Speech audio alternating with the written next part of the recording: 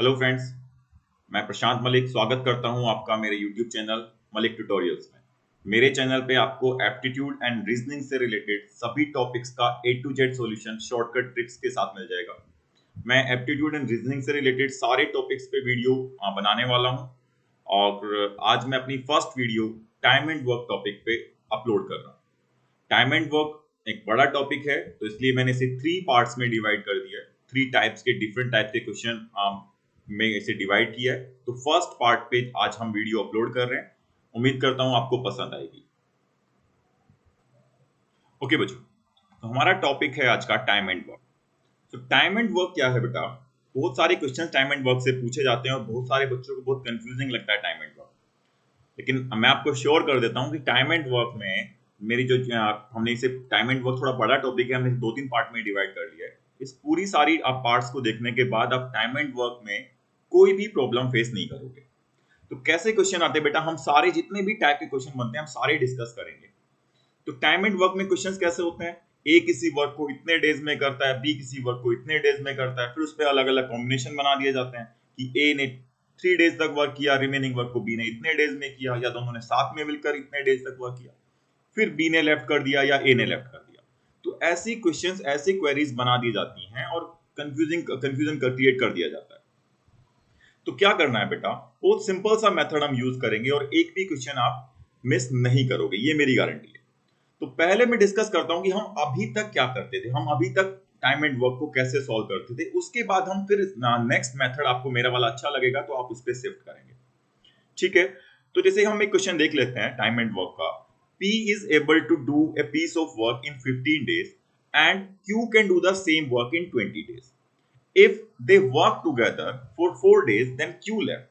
In how many days P can finish the remaining work? So बेटा क्या करते थे हम? अभी थोड़ा रिकॉल करिए, 9th-10th में चले जाइए।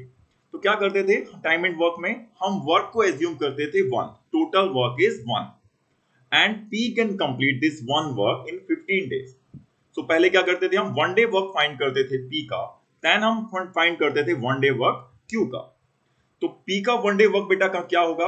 टोटल वर्क हम एज्यूम करते हैं कितना? Total work is 1। Total work is 1। So total work 1 है, तो what will be the 1 day work of P? 1 day work of P, it will be equal to 1 by 15. And what will be the 1 day work of Q? It will be equal to 1 by 20 because Q can complete one work in 20 days. So 1 day में कितना करेगा? It will be 1 by 20. Then we find the 1 day work of P plus Q, क्योंकि P and Q ने साथ में मिलकर work किया है 4 days तक। So 1 day work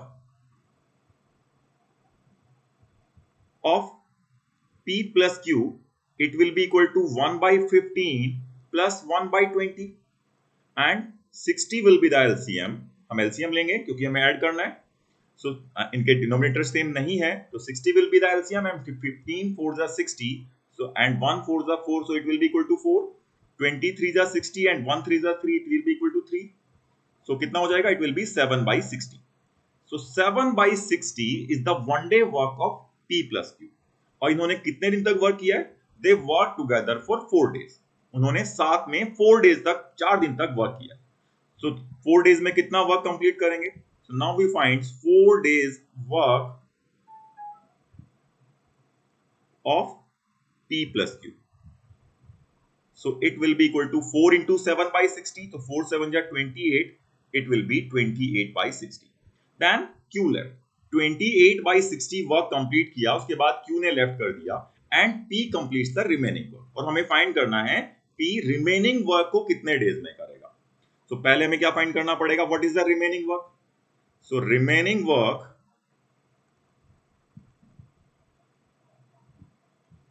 total work कितना एज्यूम किया है? 1 एंड कितना कंप्लीट हो गया? 28 by 60। तो कितना वर्क बचा होगा? 1 minus 28 by 60 और फिर से आप एलसीएम लेंगे 60, so it will be equal to 60 minus 28, it means 32 by 60.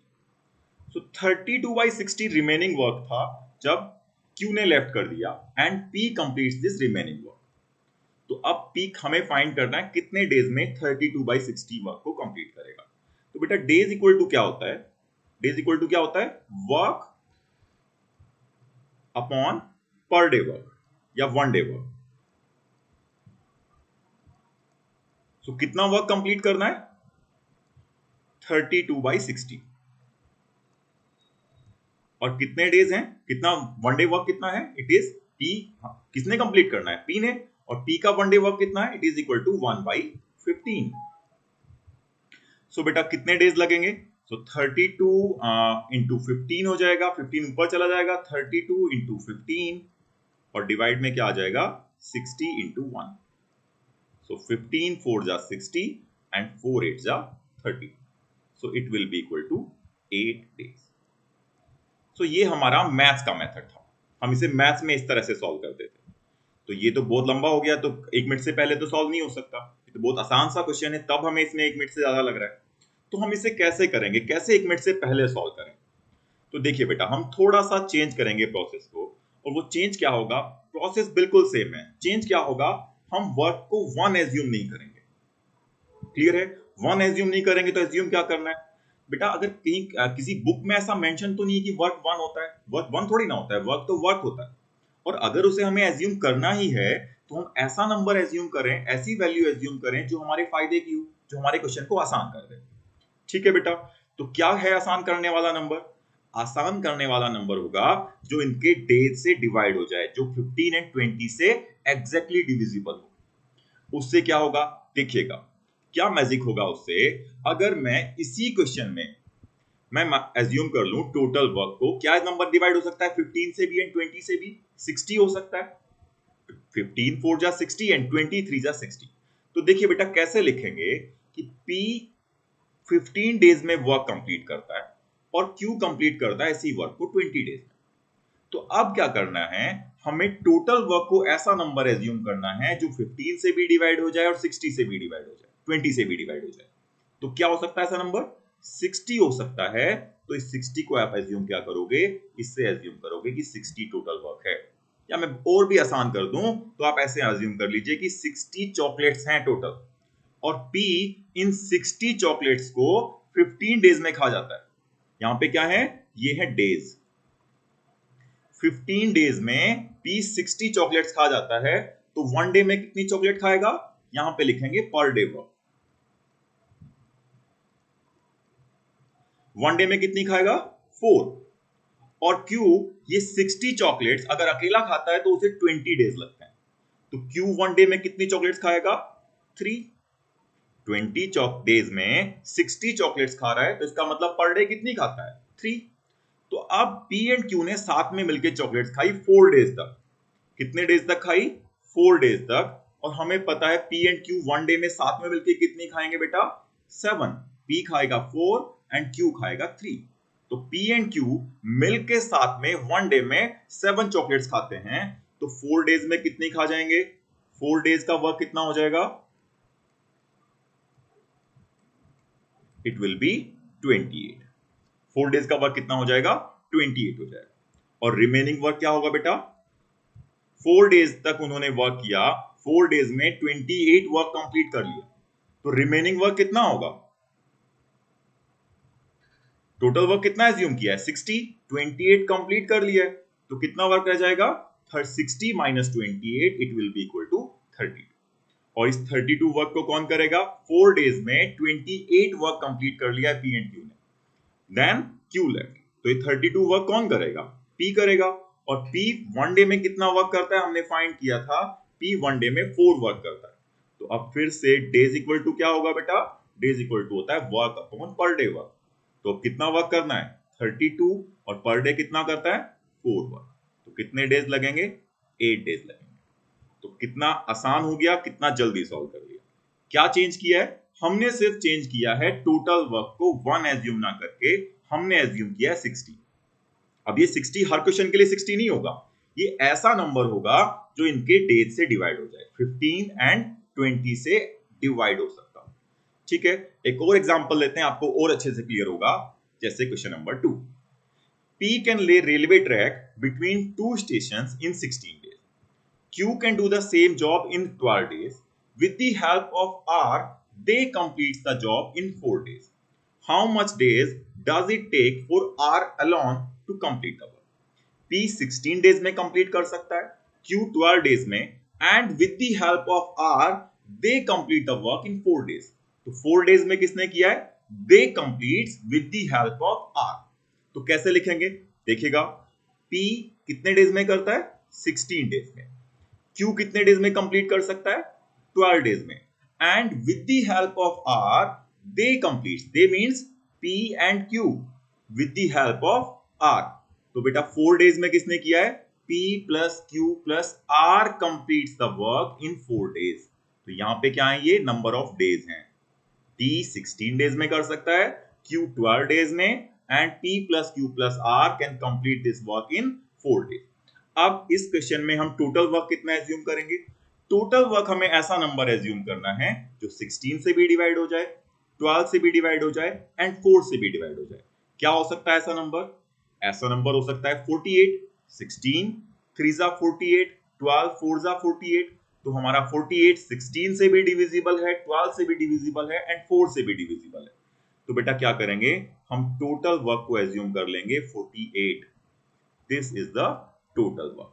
अब 48 टोटल वर्क है, and P can complete this 48 work in 16 days. तो पर डे कितना वर्क करेगा? It will B 3। 48 work 16 days में कर रहा है, तो वन डे में कितना करेगा? It will be equal to 3।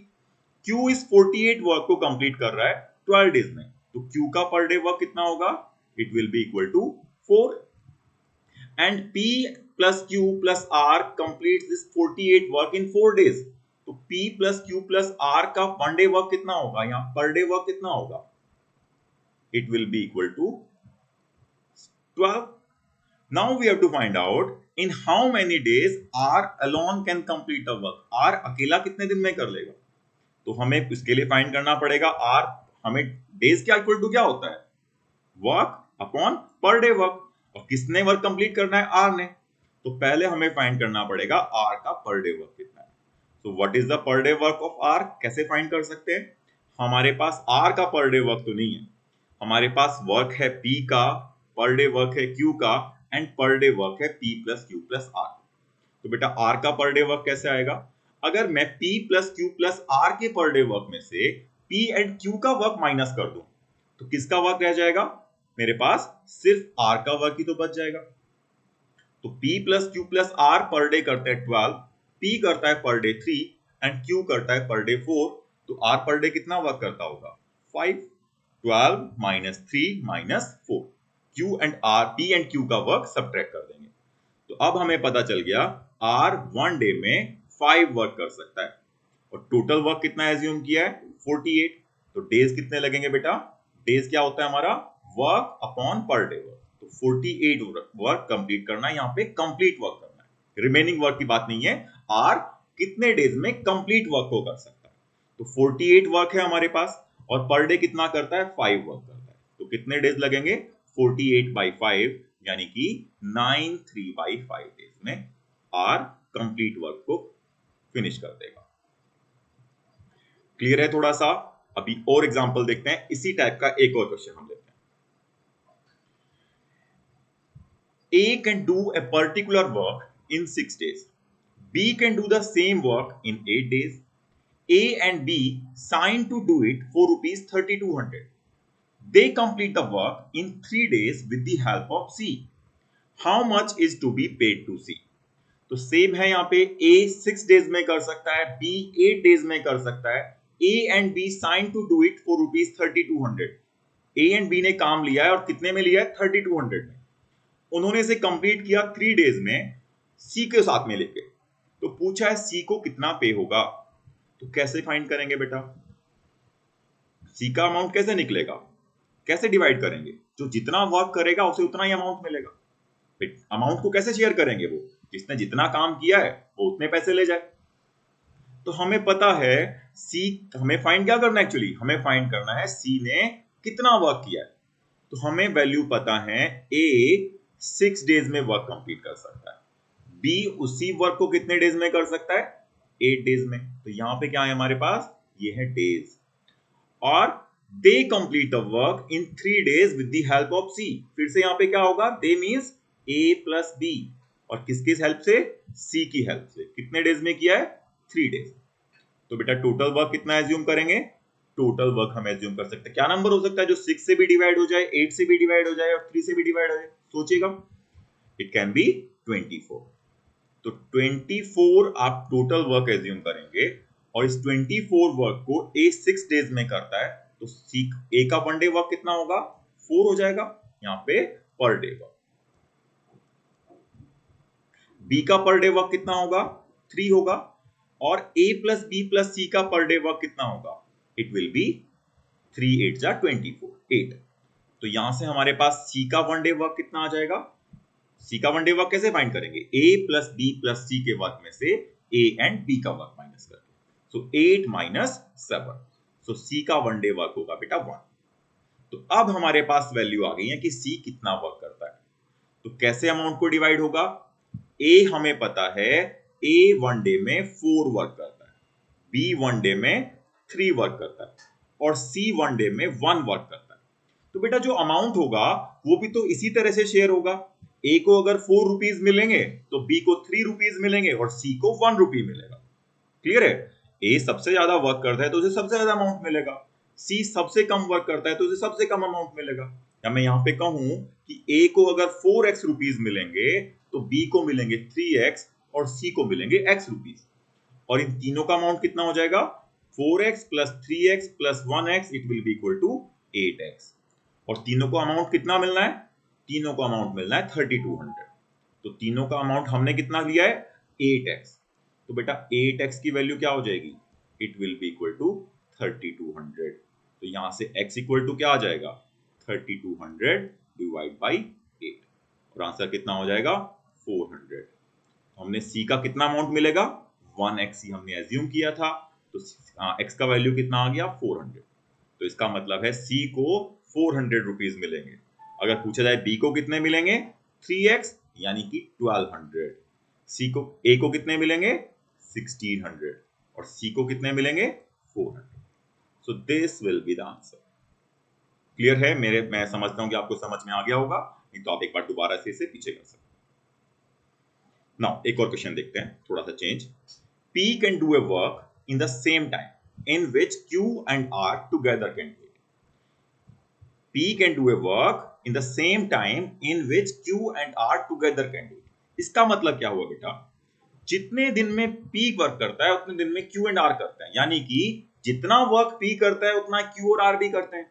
यही तो मतलब हुआ, जितना वर्क P करता है उतना ही Q and R भी करते हैं, यानी कि P इक्वल टू क्या हो जाएगा? Q प्लस R लिख लेंगे।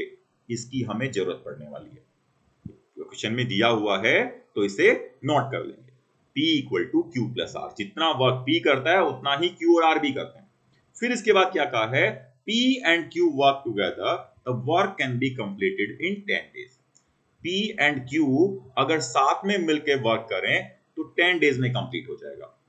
And R alone needs 50 days to complete the same work. R को अकेले 50 डेज लगते हैं। तो यहाँ पे क्या है हमारे पास? ये है डेज। फिर से हम क्या करेंगे? एज्यूम करेंगे टोटल वर्क। कितना एज्यूम कर सकते हैं? इस बार हम एज्यूम कर सकते हैं 50, क्योंकि 50 10 से भी डिवाइड हो जाएगा एज वेल एज 50 से भी डिवाइड हो जाएगा। तो 50 इज द टोटल वर्क और इस 50 वर्क को P एंड Q 10 डेज में करते हैं। या फिर से हम एज्यूम कर लें कि 50 चॉकलेट्स हैं जिन्हें P एंड Q 10 डेज में खा जाते हैं। तो पर डे कितनी चॉकलेट्स खाते हैं P and Q? P and Q खाते हैं पर डे 5 चॉकलेट्स और R 50 चॉकलेट्स 50 डेज में खाता है। तो R एक दिन में कितनी चॉकलेट खाएगा? 1। तो यहाँ पे है पर डे कितना वर्क करते हैं, पर डे कितनी चॉकलेट्स खाते हैं। तो अब हमें क्या चाहिए? हमें फाइंड करना है Q कितने दिन में कर लेगा, यानी कि Q पर डे कितनी चॉकलेट खाता है। पहले क्या फाइंड करना पड़ेगा? Q पर डे कितना वर्क करता है। तो कैसे फाइंड होगा? इस बार मेरे पास पर डे वर्क है P प्लस Q का और पर डे वर्क है R का। Q का पर डे वर्क नहीं है, तो कैसे होगा बेटा? अब यहां से तो हम फाइंड नहीं कर सकते। अब हम क्या करेंगे? जो हमें वैल्यू गिवन थी ना P equal to Q plus R, इसका यूज करेंगे। हम P के प्लेस पे क्या पुट कर देंगे? Q plus R। P के प्लेस पे क्या लिख लेंगे? Q प्लस R, यानी कि ये जो 5 वर्क है ये किसका हो जाएगा? P के प्लेस पे लिख लिया हमने Q प्लस R और एक बार Q पहले से भी है तो Q plus R plus Q का वन डे वर्क कितना हो जाएगा बेटा? 5 हो जाएगा।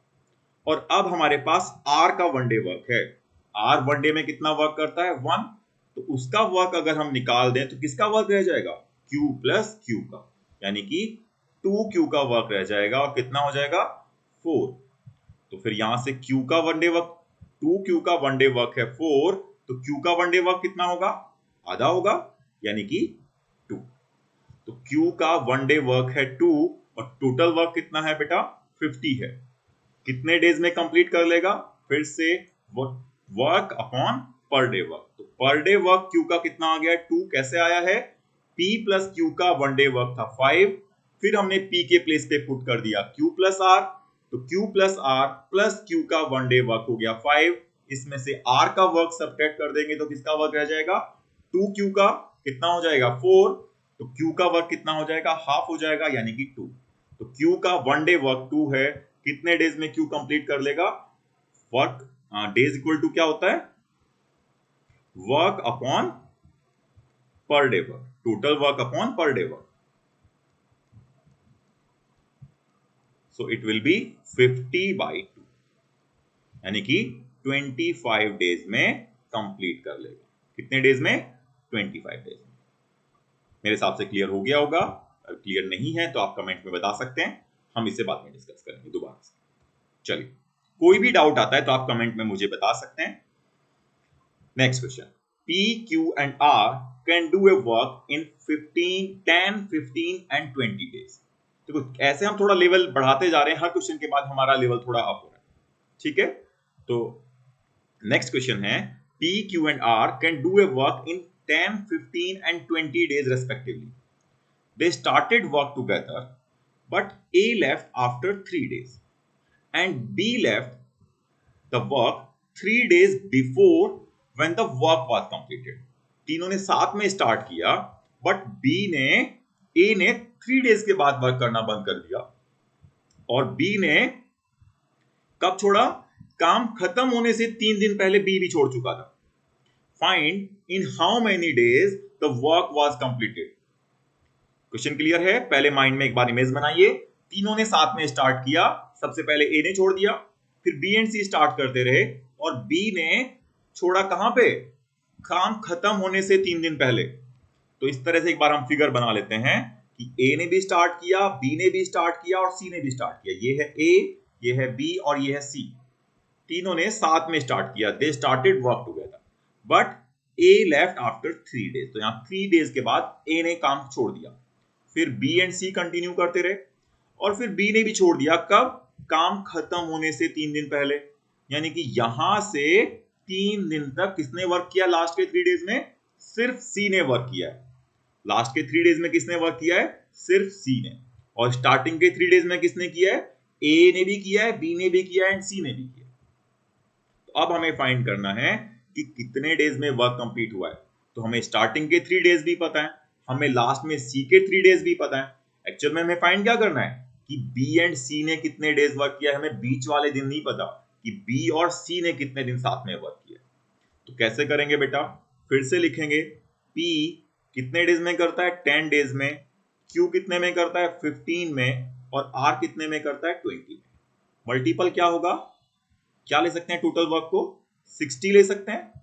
तो 60 टोटल वर्क है और P 60 वर्क को 10 डेज में करता है। तो वन डे वर्क P का कितना होगा? 6 होगा। Q का वन डे वर्क कितना होगा? 4 होगा। And one day per day work of R कितना होगा? It will be equal to 3। Now क्या कहा है? 3 डेज तक। तो फर्स्ट 3 डेज में कितना वर्क कौन वर्क करेगा? अगर P plus Q plus R मिलकर करते हैं तो कितना वर्क करेंगे? It will be equal to 6 plus 4 plus 3, it means 13। तो फर्स्ट 3 डेज में कितना वर्क कंप्लीट होगा? It will be equal to 13 3 जा 39। तो फर्स्ट 3 डेज में 39 वर्क हुआ है। और लास्ट 3 डेज में कितना हुआ है? लास्ट 3 डेज में किसने वर्क किया है? ओनली C ने। और C वन डे में कितना करता है? 3 वर्क करता है। तो लास्ट 3 डेज में कितना वर्क हुआ होगा? It will be equal to 9। 3 3 जा 9। सो मिडिल डेज में कितना वर्क हुआ है जो बी एंड सी ने किया है स्टार्टिंग के 3 डेज के बाद और खत्म होने से 3 दिन पहले तक, बी एंड सी ने कितना वर्क किया होगा? Work completed by B and C together.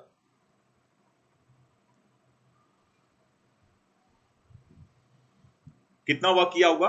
Total work is 60, इसमें से 39 वर्क तो स्टार्टिंग के 3 डेज में हुआ है और 9 वर्क लास्ट के 3 डेज में हुआ है, यानी कि 48 वर्क का तो हमें पता है। 48 वर्क हमारा स्टार्टिंग के 3 डेज और लास्ट के 3 डेज यानी कि 6 डेज में 48 वर्क हो गया। तो रिमेनिंग वर्क जो बीच का वर्क है वो कितना होगा? 60 minus 48, so it will be equal to 12। So 12 work किया है पी एंड सी ने, सॉरी बी एंड सी नहीं है, यहाँ पे पी क्यू एंड आर है। सो से हम पी क्यू एंड आर कर लेते हैं, ये पी है, ये क्यू है एंड ये आर है, ठीक है। सो पी क्यू एंड आर ने कितना, सॉरी यहाँ पे भी मैं बी एंड सी लिखा है, इसे मैं क्यू एंड आर कर लेता हूं, R and Q. So Q and R ने कितना वर्क किया? 12। अब इस 12 वर्क का हमें फाइंड करना है कितने डेज में हुआ होगा, और क्यू एंड आर कितना वर्क करते हैं वन डे में? 4 वर्क करता है क्यू और 3 वर्क करता है आर, यानी कि 7 वर्क करते हैं वन डे में। इन्होंने 12 वर्क किया है साथ में, कितने डेज में किया होगा? फिर से डेज इक्वल टू क्या हो जाएगा? 12 बाई 7, 12 बाई 7 या 15 बाई 7। तो 15 बाई 7 डेज तो पी क्यू एंड आर ने किया है, स्टार्टिंग के 3 डेज में P plus Q plus R ने किया है और लास्ट के 3 डेज में सिर्फ आर ने किया है। तो टोटल डेज कितने होंगे बेटा? टोटल डेज कितने हमें पूछा क्या है? Find in how many total days the work was completed. तो टोटल डेज कितने हो जाएंगे? पहले 3 डेज लगे, उसके बाद 15 बाई 7 डेज लगे और लास्ट में फिर से 3 डेज लगे। तो टोटल डेज कितने हो जाएंगे? 3 प्लस 3 6 प्लस 1 7, यानी कि 75 by 7 days. Is it clear? क्या होगा आंसर? 75 by 7 days. क्लियर है? चलिए नेक्स्ट क्वेश्चन हम देखते हैं। नेक्स्ट क्वेश्चन है P and Q can do a work in 30 days. Q and R can do the same work in 24 days. And R and P in 20 days. They started work together, but Q and R left after 10 days. उन्होंने साथ में work किया। They started work together means यहाँ पे क्या है? They means P plus Q plus R. तीनों ने साथ में मिलकर स्टार्ट किया। But Q and R left after 10 days. उसमें से Q and R छोड़ के चले गए 10 दिनों के बाद। और हमें फाइंड क्या करना है? How many days more will P take to finish the work? कितने और दिन लगेंगे P को वर्क फिनिश करने में? कितने और दिन लगेंगे का यहाँ पे मतलब है कि रिमेनिंग वर्क को P कितने डेज में फिनिश करेगा। टोटल वर्क नहीं पूछा है कितने डेज में कंप्लीट होगा, और P कितने दिन लगाएगा वर्क को कंप्लीट करने में। क्लियर है? तो बेटा फिर से हम ऐसे ही लिखेंगे, क्या कहा है? P प्लस Q कितने डेज में करते हैं? 30 डेज में। फिर क्या कहा है? Q प्लस R वो कितने में करते हैं? 24 में। और R एंड P कितने में करते हैं? ये करते हैं 20 डेज में। तो कितना हो सकता है? क्या नंबर हो सकता है जो 30 से भी डिवाइड हो जाए, 24 से भी डिवाइड हो जाए, 20 से भी डिवाइड हो जाए? कितना हो सकता है? 120। तो हम ले लेंगे टोटल वर्क 120 है। तो अब P एंड Q का वन डे वर्क कितना हो जाएगा? 120 वर्क को 30 डेज में करते हैं, यानी कि वन डे में कितना करेंगे? 4। Q plus R one day में कितना करेंगे? 24 5 125। और R एंड P कितना करेंगे? 6। 26 120। तो अब हमें क्या चाहिए? ये हमने कर लिया है। अब हमें क्या करना है? हमें कौन कौन सी वैल्यू चाहिए ये हम देख लेते हैं। They started work together. They means P plus Q plus R। तो पहले वर्क किया है 10 डेज तक P plus Q plus R ने। तो हमें पहले पर डे वर्क चाहिए P plus Q plus R का, then Q and R left. तो रिमेनिंग वर्क को कौन करेगा? P। तो हमें पर डे वर्क चाहिए P का भी। तो कैसे फाइंड होगा? सबसे आसान मेथड है कि हम इसमें अगर इस तरह की वैल्यू आती है, बहुत बिल्कुल डिक्टो ऐसे ही पूछा जाता है क्वेश्चन, तो क्या करेंगे? इन सबको ऐड कर देंगे। तो अगर मैं सारा वर्क ऐड करूं तो ये किसका वर्क होगा? ये वर्क होगा बेटा P plus Q plus Q plus R plus R plus P का। P plus Q plus R plus P। और कितना वर्क होगा? 4 प्लस 5 9 प्लस 6 15। तो यहां पे आप देखोगे इसमें 2 टाइम P रिपीट हुआ है, 2 टाइम Q रिपीट हुआ है, 2 टाइम R रिपीट हुआ है। तो ये 15 work P plus Q plus R का नहीं है, ये 15 वर्क किसका है? 2 into P plus Q plus R का वर्क। कितना है? 15। तो P plus Q plus R का वर्क कितना आ जाएगा? इट विल बी 7.5, हाफ हो जाएगा। अब हमें P plus Q plus R का पर डे वर्क तो आ गया 7.5। अब हमें पर डे वर्क चाहिए P का, वो कैसे आएगा? अब तो आसान है, अगर हमारे पास P plus Q plus R का पर डे वर्क आ गया है तो इसमें से अगर मैं Q प्लस R का वर्क माइनस कर दूं तो किसका वर्क रह जाएगा? P का। तो मेरे पास बीच में देखिएगा किसका वर्क है? Q plus R। कितना वर्क करते हैं पर डे? 5 करते हैं। तो यहां से आप किसी का भी वर्क फाइंड कर सकते हैं।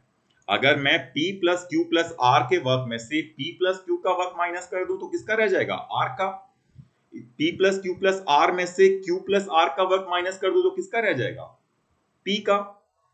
और R प्लस P का माइनस कर दूं तो किसका रह जाएगा? Q का। तो किसी का भी वर्क आप यहां से फाइंड कर सकते हैं। तो मेरे पास P का वन डे वर्क कितना होगा?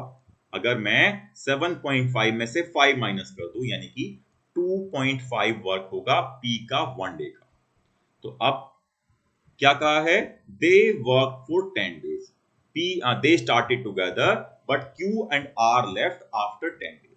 तो 10 डेज तक किसने वर्क किया है? P plus Q plus R ने। कितना वर्क किया होगा? 10 डेज वर्क।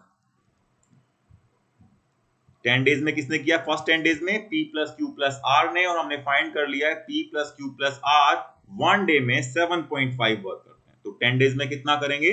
75। उसके बाद रिमेनिंग वर्क क्या होगा? 10 डेज में P plus Q plus R जब तक तीनों वर्क कर रहे थे 75 वर्क कंप्लीट हो गया। तो कितना वर्क रह जाएगा बेटा? टोटल वर्क कितना है? टोटल वर्क हमने एज्यूम किया है 120। टोटल वर्क कितना एज्यूम किया है? 120 एज्यूम किया है। तो कितना वर्क हमारा रह जाएगा? 75 उसमें से कंप्लीट हो गया 10 डेज में। तो कितना रह जाएगा? 120 minus 75, so it will B 45।